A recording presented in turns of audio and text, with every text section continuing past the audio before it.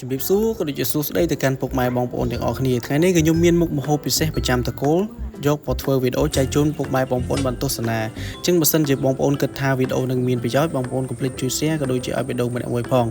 តោះកុំឲ្យខាត់ពេលយូរខ្ញុំមករៀបរាប់ពីសកម្មភាពក៏ដូចជានៃការធ្វើសម្លមួយមុខនឹងដើម្បីចែកជូនពុកម៉ែបងប្អូនបានទស្សនាអញ្ចឹងជំហានដំបូងគឺថាប្រពន្ធរបស់ខ្ញុំគឺរៀបចំចិត្តបន្លែហើយបន្លែរបស់យើងគឺមានចំនួន3មុខគឺមានផ្លែននោងមានផ្សិតជាមួយនឹងល្ពៅបើសិនជាបងប្អូនចង់បន្ថែមជាមួយបន្លែអីផ្សេងទៀតបងប្អូនអាចបន្ថែមបានបន្ទាប់មកទៀតគឺយើងរៀបចំធ្វើការដាំទឹកហើយដាំទឹកនឹងបងប្អូនដាំតាមបន្លែដែរបើសិនជាបន្លែច្រើនយើងដាំច្រើនបន្លែតិចយើងដាំតិចទៅកុំឲ្យដាំច្រើនពេកតែដាំច្រើនពេកគឺថាមើលទៅវាមិនសូវជាសមរម្យមិនសូវជាស្អាតប្រហែលទេហើយយើងធ្វើនឹងយើងធ្វើយកទាំងរូបរាងយើងធ្វើយកទាំងរសជាតិបងប្អូនអរគ្នាឥឡូវយើងរងចាំបន្ទាប់ពីទឹកពុះហើយគឺយើងបានបង់ជាមួយប្រហុកហើយប្រហុកយើងបង់តិចមកហ្នឹងជាមួយបង់ច្រើនពេកហើយបន្លែរបស់យើងក៏បានរៀបចំរួចជាការស្រេចទៀតយើងរងចាំតែទឹកពុះយើងនឹងបង់ជាមួយនឹងត្រីសាច់របស់យើងណាបងប្អូនអរគ្នាហើយបញ្ជាក់បងប្អូនវីដេអូហ្នឹងគឺខ្ញុំធ្វើហ្នឹងគឺគោលបំណងគឺចង់ធ្វើវីដេអូបែបវីដេអូ vlog បែបធ្វើម្ហូបវិញបងប្អូនអរគ្នាហើយបើសិនជាបងប្អូនពេញចិត្តវីដេអូកុំភ្លេចជួយ like ម្នាក់មួយផងហើយរងចាំបន្ទាប់ពីទឹកពុះក៏យើងបានបង់ជាមួយនឹងគ្រឿងផ្សំរបស់យើងមានស្ករអំបិលប៊ីចេងបន្ទាប់ពីអំបិលប៊ីចេងហើយយើងគ្រួសាររបស់ខ្ញុំអត់ដែរចោលទេបងប្អូនស្លតែងតែដាក់ជាមួយនឹងបរ៉ាឌីដើម្បីបន្ថែមឲ្យជារសណាឲ្យជារសជាតិដើម្បីឲ្យឈ្ងុយឆ្ងាញ់បន្ទាប់ពីយើងបង់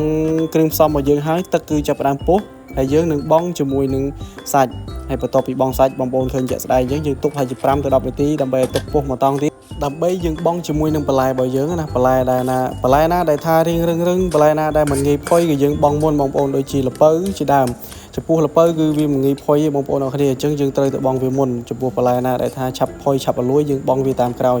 ហើយយើងបង់រួចហើយយើងទុកវាប្រហែលជា5ទៅ10នាទីទៀតបងប្អូនអរគ្នាបន្ទាប់ពីទឹកពុះហើយមកតង់ទៀតយើងបង់ជាមួយនឹងត្រីរបស់យើងហើយត្រីហ្នឹងគឺជាប្រភេទត្រីឆ្លាបងប្អូនតែយើងបង់វាប្រហែលទុករងាស់វាយូរវាលួយសាច់អស់សល់តែឆ្អឹងយើងពិបាកហូបមែនតើឥឡូវបន្ទាប់ពីទឹកពុះគ្រុអញ្ចឹងហើយយើងអត់ពិបាកអីវែងឆ្ងាយទៀតទេយើងទាញបន្លែដែលយើងត្រូវទុកហ្នឹងណាត្រូវបង់មិនត្រូវទុកបងប្អូនអរគ្នាបន្លែយើងត្រូវបង់ហ្នឹងគឺមានផ្សិតជាមួយនឹងផ្លែននោងផ្លែននោងយើងចិតហើយអស់ហើយអញ្ចឹងយើងបង់វាទាំងអស់ហ្មងទៅហើយបងប្អូនបានឃើញអញ្ចឹងគឺអត់ពិបាកទេបងប្អូនដែលចង់ធ្វើអីអាចធ្វើតាមវិធីសាស្ត្រមួយនឹងបានបងប្អូនអរគ្នាបន្ទាប់ពីយើងបង់បន្លែក៏ដូចជាគ្រឿងផ្សំហើយអស់ហើយគឺយើងទុកឲ្យជា5ទៅ10នាទីដើម្បីឲ្យបន្លែនឹងពុះហើយវាចូលជាតិហើយបន្លែនឹងគឺខ្ញុំចូលចិត្តច្រឹបបងប្អូនអរគ្នាបើសិនជាបងប្អូនចូលចិត្តរៀងមើលទៅរៀងអលួយរៀងអីបងប្អូនអាចដាក់អាយុបន្តិចក៏បានដែរតែសម្រាប់ខ្ញុំគឺចូលចិត្តបន្លែនៅស្រស់នៅច្រឹបណាអញ្ចឹងខ្ញុំដាក់តែប៉ុណ្្នឹងទេអញ្ចឹងបន្ទាប់ពីយើងទុកបន្លែមើលតាមតម្រូវការរបស់យើងហើយអស់ហើយគឺយើងត្រូវធ្វើការបង់ជាមួយនឹងស្លឹកជីលីងលាក់បងប្អូនដើម្បីបន្ថែមបន្លែបន្ថែមមុខម្ហូបមុខនឹងឲ្យមានរសជាតិឈ្ងុយឆ្ងាញ់ណាបងប្អូនគ្នាហើយកុំចោលគឺស្លគឺយើងត្រូវតែដាក់ឲ្យស្លឹកជីលីងលាក់ឥឡូវនេះគឺមុខម្ហូបរបស់យើងគឺចេញជារូបរាងហើយបងប្អូនគ្នាគួរឲ្យចង់ហូបមែនតើហើយបន្ទាប់ពីឆ្អិនហើយគឺថាខ្ញុំមិនចាំយូរទេគឺខ្ញុំត្រូវធ្វើការរៀបចំភ្លក់តែម្ដងតោះយើងកុំខាត់ពេកយូរមើលសកម្មភាពនៃការភ្លក់របស់ខ្ញុំមកវែកតែម្ដងបងប្អូនគ្នា